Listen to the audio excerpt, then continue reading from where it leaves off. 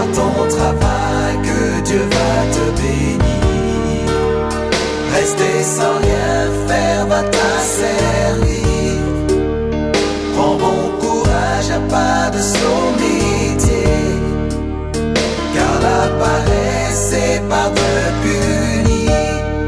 C'est par ton travail ton pays va se développer.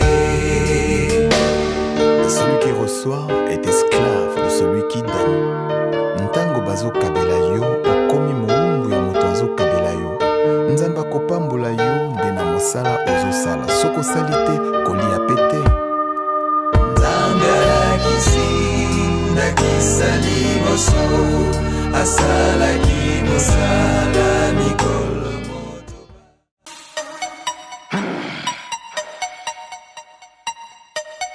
Voilà, mesdames et messieurs, vous êtes très nombreux d'ailleurs, pour suivre cette émission que vous aimez beaucoup, l'émission Écho d'Injili.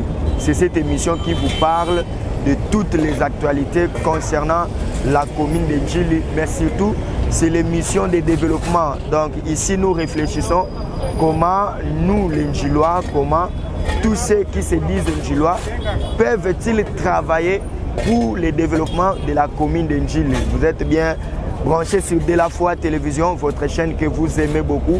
Alors, comme d'habitude, nous utilisons deux langues dans cette grande émission. Donc, Naïbi Keboza est belé au besoin de l'émission Écho d'Injili. Mbote na banjilwa nyonso, notable nyonso Injili. Mbote na imoko excellence, Papi Mbumba Ngalema. Wazali bongo beaucoup mestre ya commune na biso Injili. Mbote na banganga mayele, batu nyonso mayele, ba pasteur nyonso ya Injili, mbote na bana Injili nyonso. Au besoin de biso surtout na bakinois, bana changu to bosani binote ba mbote belé. Alors émission na biso Écho d'Injili ya lelo. To quitter sur terrain awa toza na quartier 1 na Bikali. Donc toza wana poto la kisabino ndenge nini salubrité ezo salema awa na commune Injili. Ndenge nini assainissement ezo salema awa na commune Injili. Injili bopeto, Kinshasa bopeto, RDC bopeto.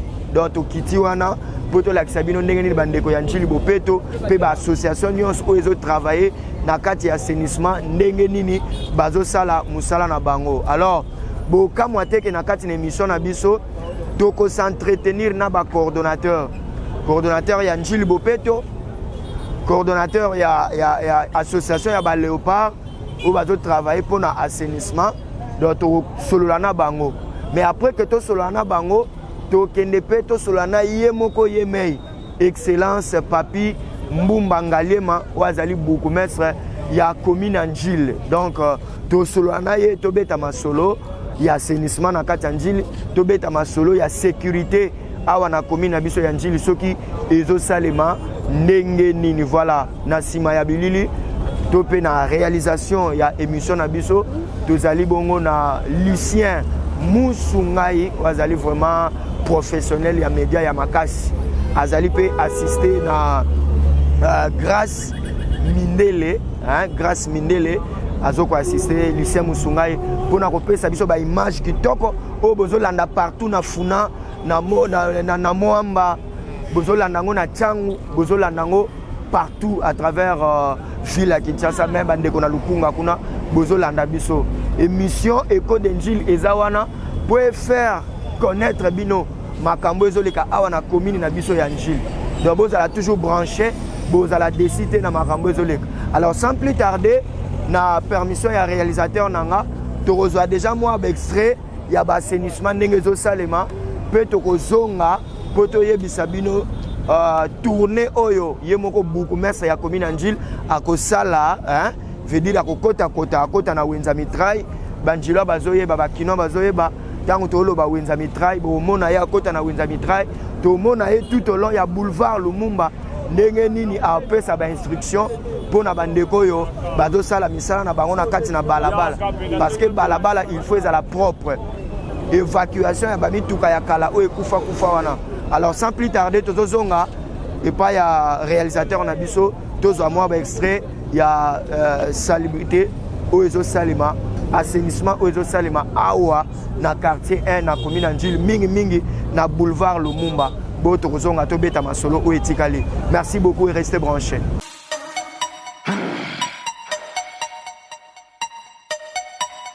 léopard bomoko nde makambo na leadership ya ye moko bokomesa na biso mbumba ngaliema oyo tobengake nyama na etumba nde boye tozosala na kati ya boulevard nyonso wana mpona kolakisa banjilwa na banjiloise makanisi ya malamu oyo bokomesa na biso mbumba ngaliema alobi bisika ozali bongisa mpe na bapokwa mpe tobandoya a mpona kotrake bamama to bato nyonso bazotia salite oyo biso tozokombola mpona bazosonga nde boye bokomesa lobi na pokwa biso moko tokoyawa mpona kolandelaka makambo ya salite oyo ezotiama na kati ya boulevard Lumumba nyonso na initiative ya ye moko bokomesa na biso mbumba ngaliema ndenge ezosalama na kati ndenge mpe tokosala yango na libanda wana léopard mpe yelo batuni mpe tomoni na terrain nde eloko tozolinga esalama na njili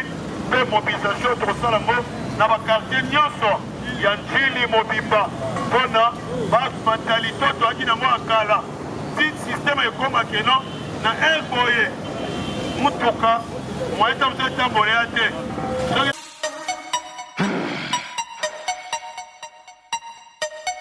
Merci beaucoup Nabilo Nyosoboza branché. Nous sommes de retour ici sur notre plateau.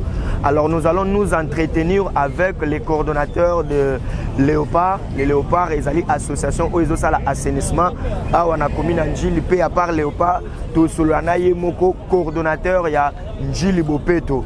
Tout sur l'ana Bango, tout l'ana Ndegeni Bazo Pesela. Mais dans l'entretemps tant que tout sur l'ana Bango, pour profiter peu que la Kisabino Ndegeni ba passager ba kinois ou ba moni buso en plein service makanisi na bango ezanini na musala o ezo salem bongo tokozonga poto yambela bino bourgmestre ya commune Njili.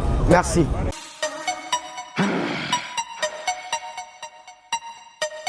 Bonjour Cordon. Bonjour monsieur le journaliste. Voilà, nous c'est de la Foi Télévision et l'émission c'est l'émission Écho de Njili. J'aimerais que tous à la bilingue, là sur le bas français, le mais moi l'ingala ils ont vous allez coordonnateur il y a Njili Bopeto. Oui. Il y a biso sur le terrain précisément Bozo Salami. Bon, merci monsieur le journaliste pour un peu être trop bref. Oui.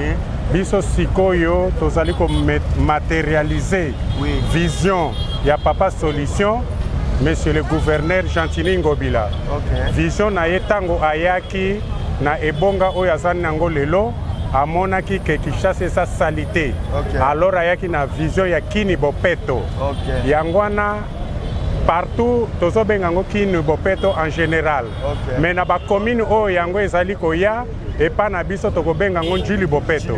Yangwana tozali kosala effort ya kozala toujours na balabala na venu ya monsieur le bourgmestre Papi Mbumba Ngaliema. Okay. Tokozala toujours na balabala pona ko pousser vision ya gouverneur de la ville ko tia un pouce pona vision na ye na concernant Kini Bopeto. Alors bozo sala ngo ndenge nini po tozomona bato musu mbala musu bokomboli botilika matita mo place wana population lobi ke tango bozo kombola bozo tika wana ezo sala eloko moko te ezo songa nango ka place bosala ki wana tozo tika te, c'est-à-dire tozana na ba chariot.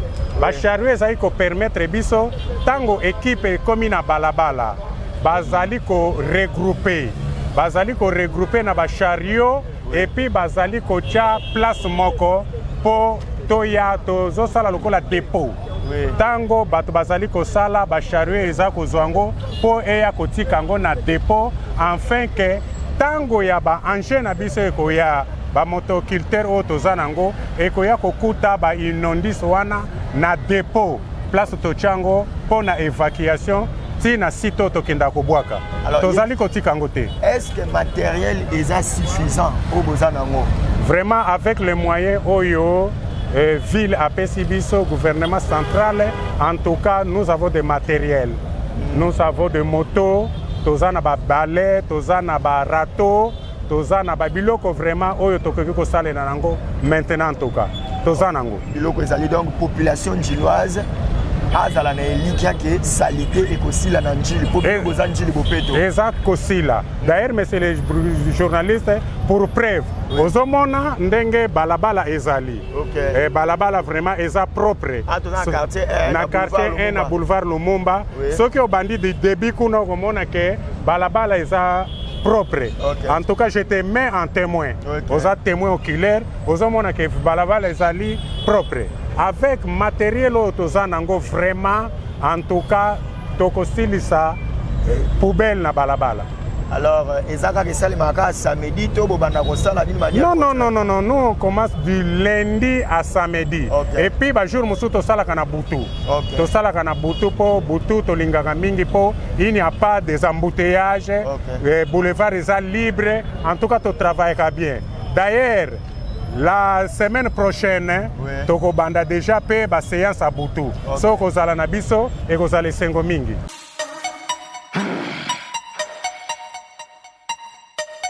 Voilà, mesdames et messieurs, comme je vous le disais, nous sommes là toujours en Njili au quartier 1. Donc pour les vrais Quinois, les vrais Njilois, ils sont à Bikali. Bikali, Bikali. Nous sommes dans le quartier 1 à Bikali. Nous avons toujours ma solo, il y a assainissement, ma solo, il y a salubrité dans la commune Njili. Alors précisément, le rôle de dans le terrain, tu es une équipe, tu es équipe à Makasi. Équipe yango komo nango léopard tokoye basiko ki léopard na bango ezanini par rapport ya makambo assainissement.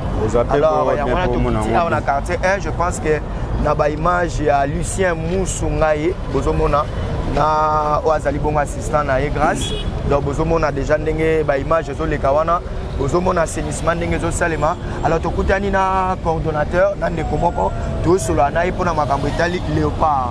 Papa Mbote. Mbote. Se présenter pas bandeko bazolanda biso. OK. Ngana za cordon ya association de léopard l'ensango. Association eza ensango mobimba. Mais to démarrer en na Njili. Na bourgmestre na biso mbuma papi. Tozana ye pona to appuyer association eza ensango mobimba. Donc association zo avancer. On travaille pour le moment na bourgmestre na biso ya Njili pour associer botami na Njili. Voilà, monsieur Jacques, qui est malembe, au lobby qui est association Léopard, pour besoin travailler dans le cadre assainissement. Mais le lot monde bino précisément à la commune Njili. Oui, par invitation, il y a bourgmestre Njili, topé bino moroka rande bouillé pour travailler pour assainir la commune Njili. Bon, on a début to bandaki na bourgmestre c'est passant Abdoul. OK. Yambaki biso na commune. Ouais. To sala ki partenariat na ye na commune Njili pour na compte sa salubrité. Vous avez ko travailler na propre effort na biso moko. OK. Mutazali ko futa biso te na long ya boulevard. Bandaki mingi na direction ya biso ya quartier 12. OK. Na boulevard, vous avez ko travailler wana place pinande o e posera problème makasi na Njili. Ils sont dans quartier 12. Il y a une salubrité ça. En tout cas pour ici place wana ya difficile mais l'OPA a maîtrisé moi mon situation de salubrité na mopanzi wana po biso toza permanent wana. Léopard bozo travailler na kati ya assainissement. Yebisa biso bosali déjà combien de temps bana bobandi ko travailler bosali abane boni bana bobandi ko travailler en tant qu'association bozo travailler pour la salubrité. Bon association to ebandi kala. Kaka ndenge ba association te bandaka idée bobani na idée bozo sangana bandi ko sangana ti effectif comme belende toke pour bongisa mikanda already makamba ya l'état atoni ngo sunga l'état yo kozala non il est ko commune approuver ngo ba pesi yo autorisation nde eloko esaki mwa kokoso yango wana mais association eza ya kala mais na structure na attribution o ya salubrité to kotango na beaucoup mais c'est passant donc tozo kende déjà inane o tozo saluer yep voilà mais c'est Abdoul bambote belé place ozali bano bango yo bazo continuer ka na idéologie wana toza kaka mabele ozala kaka propre ato okei place okei ke zana biso longo de ke travailler kaka pona mboka siko awa tozo beta masolo mena ya bino Léopard na excellence Mbumba Ngalema Papi ou azali maintenant l'actuel bourgmestre ya commune Njili. Yebisa biso maintenant l'autre kuti bino na terrain. Est-ce que ça activité bosala kaka chaque samedi to pe bosala ngo de manière continuelle chaque jour? Bon, to bandaki yango na journée officielle. To na obima mingi na journée officielle. Samedi. Neti lelo. Mais on a appuyer commune à biso. Ndenge to na partenariat na commune to boyaki to bima cabinet effectif à makasi pour lopa eza Njili mobimba. Pour basili les Njili mobimba. C'est to bito bima rappelle la pression. Donc pour le moment to komi ko travailler sikoyo na ba règle ya ye moko bourgmestre. C'est amoni place moko atambola ya moni ko ezali salité. Voilà. Il faut benga mbala moko na za présent, c'est qui a bengi donc ezate ya ko luka belema mbala moko pour neti boye. Donc travailler toujours na compte ya Njili Bopeto. Njili Bopeto to ko eza Njili Bopeto na grande vision ya Kin Bopeto. Donc eza boye Njili Bopeto ezali. Voilà. Bazalaki na moi défaillance muke nde biso toye pona appui ya Bopeto. Donc toye wana ka pona ko appuyer vision ya chef de l'état. Bien que yango to appuyer yango oya sa yeti ko lemba biso toye to tie force neti awa excellence Mbumba Papi abenga bi présent na moi na quartier 1 chef à quartier za wana moi faite ali pona ba élément yaka na balopa basala musala nde omoni to salite. Alors lelo bozo sala nini lelo tozali samedi yebisa biso bena bozo sala nini awa na quartier 1 awa bozo sala nini awa toza na kati ya salibité toza propriété long ya boulevard quartier 1 na Lumumba boulevard Lumumba na ngambo ya Njili oyo ayebi Njili bien aomona toza na nsima na biso eza régie des eaux na quartier 1 Bikali bana Njili baocomprendre yango déjà facilement toza awa donc place oyo bato bayebi yango ezalaka salité mais lopar aza sikoyo awa. Siko difficulté nini boza nango sur terrain? Est-ce que ba matériel eza ya kokoka biloko nyonso eza complet po bosala musala malamu? Bon tozalaki na ba difficulté muke ntango nanu tozwi basoutien te mais pour le moment toza na bourgmestre na biso oyo asimbi biso. En tout cas ça va sike boomona déjà c'est bwana kombo bakombo ezali bwana pau ezali mais babouette ezali mais toza oyo kopesama officiellement bamatériel mais oyo ya bamoko ya kosala misala ezali mais eza mpe lokola demande na yo pa bourgmestre bapesa bino mpena matériel mpena. En tout cas lopa azosenga matériel po effectif ezali mpo nakomisa ata 100 personnes. Na visite 100 personnes bakombi mais matériel nemu ezomanke ngai donc matériel kaka ezopesa pasi eloko na kosenga epai ya bakonzi précisément bourgmestre na biso amitungisama mingi te eza matériel po toana na volonté ya mosala eloko ezalaka important moto aza na volonté sana mbongo. Merci beaucoup. Po nabimisaka bana bano bazangi mosala na kati ya quartier basalaka eloko te na morale po eza mbongo te morale na misaka wana morale tobimi tosimbi kombo ndenge tozala kokomba kala po biso bapere balakisaka biso kokombo olamuki na ntongo obrosial osimbi kombo. Donc idéologie wana yango mpo ezonga na kati ya léopard. Léopard eza esprit léopard to na ntango bakoko na biso esprit oyo ezali kotambwisa bango ezalaki ya léopard bakoko na biso azalaki très intelligent. Esprit wana mpo ezonga na bagene bakoma kocomprendre nini oyo Bopeto.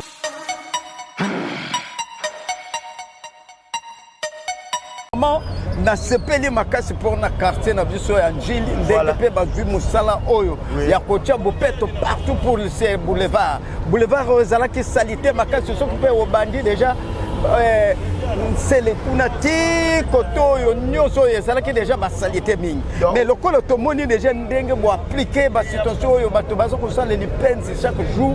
En tout cas naza na sengo mingi, j'apprécie encore cette vraiment initiative. Alors il y a aussi na bourgmestre nga zupe na makambango ya rotia propriété na maboko. Alors na CP na bourgmestre na biso qu'il continue en tout cas à faire ça parce que vraiment ECOPES c'est déjà un plus na bao nyonso bazo mona puisque hier azali lokola mwana mboka alingi Congo alingi mboka na biso alingi pe oyo nani commune na biso yango pe na sepeli vraiment nzambe asunga aya continuer na musala oyo soki pe aza kosala pe boye. Alors je crois que bato nyonso bazomona bakosepela de sens que bazwa initiative oyo.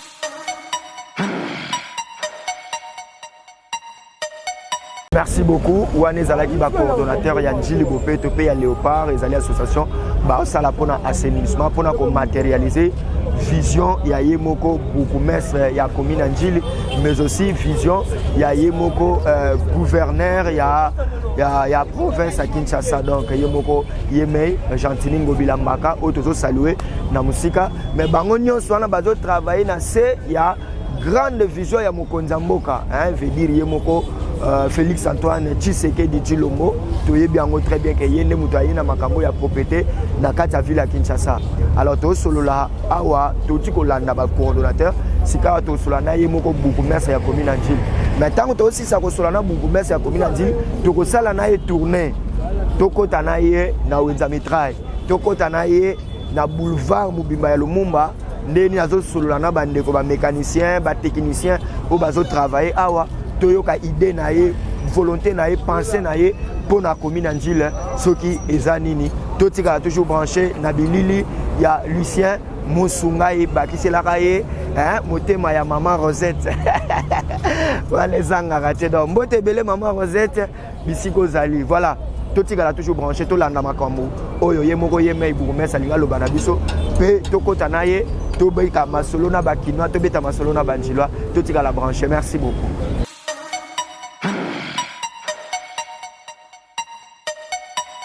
Voilà, mesdames et messieurs, comme je vous le disais, que nous allons recevoir ici sur le terrain son Excellence, Monsieur Papi Mboumangalema, qui est le bourgmestre de la commune de Anjili. Alors, comme c'est un véritable Quinois, Bobino Peboyo Gabiso bien, je me répète tout bien à moi, ma solo, Excellence, Monsieur le bourgmestre, bonjour. Bonjour, Monsieur le journaliste. Alors, tous les années, on a eu un terrain, Yomoko Kiti Pena, Tomonyo na bapa ou na maboko, na bapombo na maboko. Yebisa biso le pourquoi d'abord il y a présence na yo. Awa tozana biso bakina to benga Bikali na quartier 1. Yebisa biso pourquoi au Kiti A on est siko. Merci beaucoup monsieur le journaliste pour la mutuna na yo.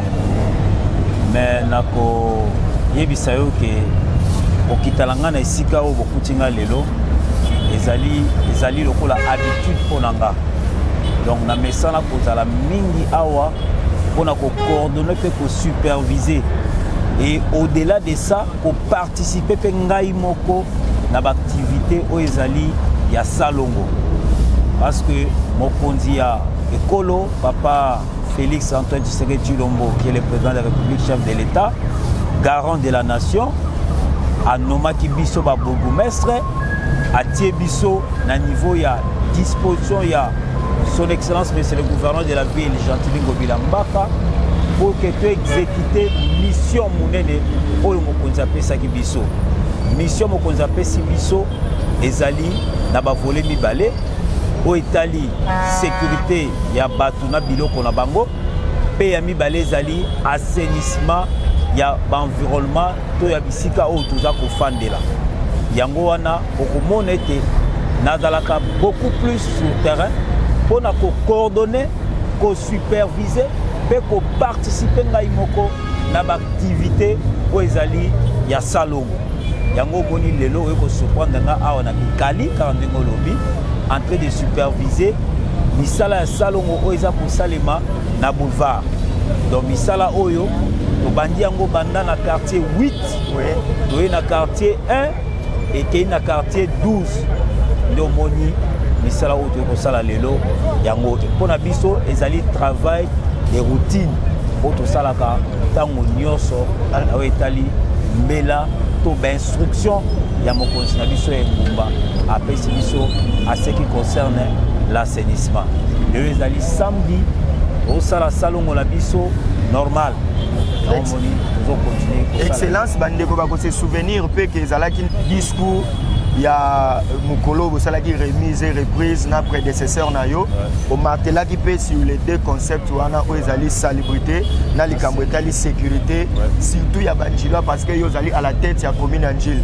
Alors yebisa biso jusque là sur le plan ya salubrité na sur le plan sécuritaire banda ozui bokonzi ya kokamba commune Njili to komi déjà na niveau nini. Merci beaucoup, ndeko journaliste. Nakoyebisa yo ke ba avancer eza ya makasi. Depuis tozui bokambami ya kokamba commune ya Njili. So ina zui na aspect etali sécurité. Lelo ndena osolano awa to ya kuluna otobengaka banditisme urbain. Ndenge tozaka nango na Njili.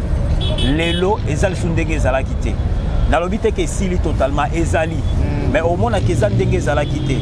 La preuve en est que na moment na osolana yo awa déjà elongo na bakambi ya instance judiciaire na biso ya Njili nazo profiter ko pesa bango pe mbote na pesi na mokambi ya parquet à grande instance le procureur de la République Ngienda au pesa ko appuyer biso mbote na pesi pe maman présidente ya tribunal na biso ya grande instance ya Njili mbote pe na pesi na commandant district oyo ya biso ya Changu awa na pesi pe mbote.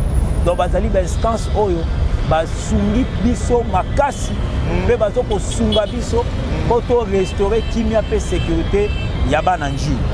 Au moment on a ko yebisa yo to si to organiser plus de 7 audiences foraines oyo babengaka ba audience publique ya flagrance ya bakuluna tokangi bango ebele to condamner ba donc mobeko to bazuzi ba condamner bango bazali na minute na prison pas moins de 40. Alors politique comme ça to zwaki to otozui ya ko condamner bakangi to déférer devant bazuzi ba sambisie ba PCM banonae aki kovana na prison et ça li que lelo soko tambo na quartier 7 na quartier 1 okuta kimia otambo na quartier 1 na quartier 8 okuta kimia. Donc moi ba poche ya résistance ezali mais la majorité na minute oyo kimia penza ezala kati ya commune ya Njili mokonzi to lo na souligner ke pona sita na motuna wana mingi bakuluna auto kanga awa bazaba na Njili te. Tozo kanga bakuluna taba osamisa batala identité nae aza mwana masina batala identité nae aza mwana kimbatseki batala identité nae aza mwana kisenso akati saki na boîte. Donc voilà moi makambo tozo to sirisi nanu mission te tozo koba mena elikiate avec l'appui la collaboration ya batu nyoso ya banjilo na banjiloise nde tokolomba phénomène oya kuluna. Mais ce qui concerne la salubrité lelo ngamo na za terrain donc il a déjà elembo tozo sala bien que population baza vraiment éduqué na etali salubrité to assainissement mais tozo sala makasi pona webisa bango ke soko le omelima ina sachet na bouteille faut pas ko boire n'importe où au mona awa to kombola mais so pia mkongo après 5 minutes ezongi belé c'est-à-dire bande ko bana culture wana te mais tozo continuer tozo ko bakaka na elikate bande ko comprendre vision ya mokonzi ya mboka ba comprendre vision du gouverneur ya ville à ce qui concerne l'assainissement na commune abiso ya Njili. Et na mikolo ezoya le long ya boulevard awa dazo ko tia ba poubelle publique na ba re ya ba bus pour nous permettre na ba ndeko so ba zo utabiskan sa zo ko zo ba bus awa na ba re o pesa na Njili awa so ka melimai alemo eloko a déposer na kati ya poubelle wana biso komi toza na makoki mokonzi atia ba moyen na disposition ya komi tokoya pona kolongola basateur ko yokotika ngo la bisika ekoki. Alors excellent toujours qu'il est vraiment dans souka ya entretien na biso deux choses et siminga tango zoloba et loko liboso olobi que population yemoko aza vraiment éduqué na makambo etali civisme citoyen surtout na makambo etali salubrité. Alors yo en tant que mokambi ya commune politique nini ozo penser au tia en place pendant tout au long ya mandature na yo na kati ya commune politique nini ozo penser au tia en place pour que population acquérir quand même civisme citoyen ayeba ke batia ka salité na balabala te. Voilà mutuna liboso mutuna ya mibale ezali par rapport ya makambo ya sécurité ne oti ko lobaka lelo bazo kanga bato est-ce que kozala ndenge ezalaka na bomesano te ke lelo bakangi lobi abimi na ye po tomona kutu bakuluna bakoma kodefie bato na quartier ata bakangi nga dans 2 jours bokomona nga na bimi na nga lisusu donc bakoma ondire komikumisa mpona phénomène wana est-ce que ekozala bo bomesano te ke bato bazokanga wana après 2 jours babimi na bango lisusu nazobanda na motuna oyo ya mibale na yanolano na yango avala ke na oyo ya liboso ya politique sur l'assainissement oui. Nazo rassurer yo que justice na biso ya mboka en général mais nazo en particulier ba instance judiciaire na biso ya njili bazo sala musala bo elongo bani la preuve en nazo ebisa yo et nazo rassurer population que batu oyo bakangaki basambisaki bango publiquement et que bazuzi ba condamné bango ce boké na minute to solano bazaka na prison babimité. Okay. Donc justice ba condamné bango ba 10 ans bazali ba 5 ans. Okay. Et ti lelo na minute bazaka na prison. Okay. Et puis nous avons profité de l'occasion population a collaboré na ba service de sécurité. Okay. Population a collaboré na justice. Ce ko ebeska kuluna zali famille mo bazala kuluna kobomba bango te dénoncer bango na l'état pour que biso nyonso tobika kimia na kati ya mabele ya commune Njili parce que ba famille ba komo betela tolo to na mwana biso kuluna boko mona loko sala bino et puis ba voisin ba ndeko bovandi bokangi maboko non boya ko dénoncer devant l'état ko zwa ba mesure o e ko contraindre ye azala libanda to mosika ya population pour que population evanda kimia bona zonisa na motuna ya politique. Monsieur le journaliste, toujours bongisa molulu moko munene. OK. Molulu wana ekozala ya ba quartier nyos ekozala. Ba chef de quartier bakozala. Ba commandant SIAT nanga nji. Ba commandant sous-SIAT. Ba coordonnateur ya ba chef de rue bakozala. Milulu wana ezali remise ya ba matériel et les moyens. Ya assainissement na ba chef de quartier, na ba coordonnateur, ya ba chef de rue. Et à l'occasion, nous allons profiter pour sensibiliser la population gilloise et que ce qu'Amélie Maïnaye, Amélie Saché, Lemo Loko, Abouaka, Bisika Nyonsote, Tosungamboka na biso, Njile Kobonga Ponanga Bourgoumestre te, Njile Kobonga Pona population Nyonso. D'abord, c'est la tête Anga Bourgoumestre de Pona curé, Kaboumestre na Longola Saché, Boboanga Bourgoumestre Koya Kolongola, Ezako Sunga Komi na bisote. Na yango wana nazo profiter na occasion ko sensibiliser bandeko nanga ya Njili biso nyonso bisika tozali to apporter un plus pour na bolamu ya commune na biso eza ko senga ebele mais moi mokyo tozala ntoki kopesa pour na commune na biso to sala yango pour na bolamu na biso ekozala malamu. Njili eza capitale ya Tchangu, Njili eza ko abriter ba institution nyonso ya l'état tout l'intérêt de couper sa valeur nango kaka soy to simbani main dans la main pour na bolamu ya commune Bisololi.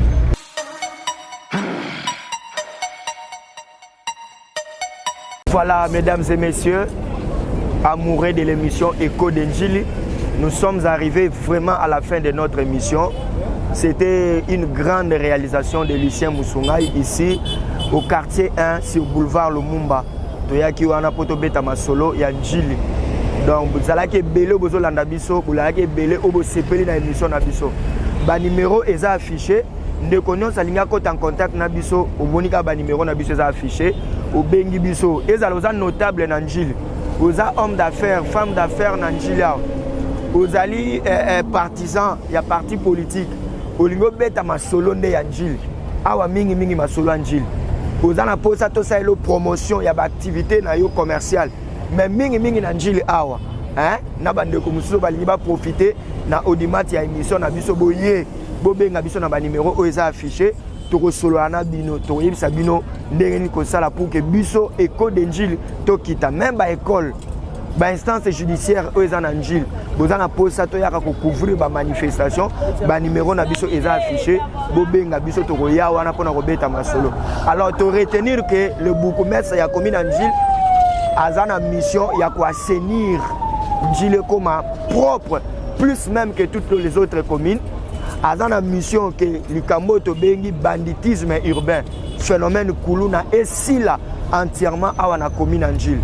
Alors biso banjila pe lisu likolo lisu tolandela makambo mokonzi ya commune na biso alobi soki réellement azokokisa yango. Voilà, totikali branché na émission na biso Écho de Njili à tout moment tobanda kopesa bino ba information po etali commune na biso ya Njili. Merci na Lucien Musungai ya maman Rosette oazalaki vraiment na simabilili pour na réaliser émission oyo. Merci na assistant Grâce Mindele hein veut dire oazalaki pene ya Lucien Musungai. Merci pe na ngai moko Gaspard Ndongala mingi babenga nga tonton Gas hein ya maman merveille ya Kimuntu donc botika la branché de la fois télévision makambo commune Njili makambo ville à Kinshasa makambo RDC loko makasi tokokuwe ya te donc ba Rwandais o banani hein botika Congo vivre en paix oza mboka na biso o nzamba pesa biso par ton travail que Dieu va te bénir. Rester sans rien faire va t'asservir. Prends bon courage à pas de son métier, car la paresse est par de puni. C'est par ton travail ton pays va se développer. Celui qui reçoit est esclave de celui qui donne. Ntango bazo kabela yo okomi moumbu ya moto azo kabela yo. Nzamba kopambola yo nde na mosala ozosala. Soko salite kolia pete. Nzambe alakisi nakisa liboso asalaki mosala mikolo.